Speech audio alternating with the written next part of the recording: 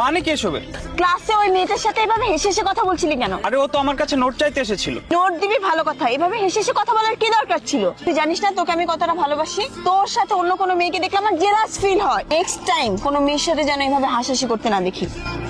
ঠিক আছে, রাগ করিস না, চল। তুই বুঝিস না তোর সাথে অন্য কোনো মেয়েকে দেখলে আমার অনেক জেলাস ফিল হয়। কিরে, তোকে না কতদিন নিষেধ করছি সিগারেট খাবি না?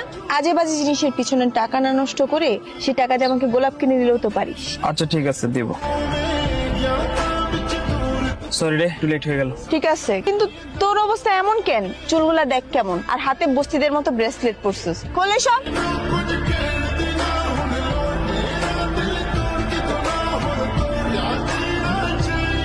এই যে আমরা স্কুল ছুটির পর ঘুরে বেড়াই, আমরা বিয়ের পরও অনেক ঘুরে বেড়াবো।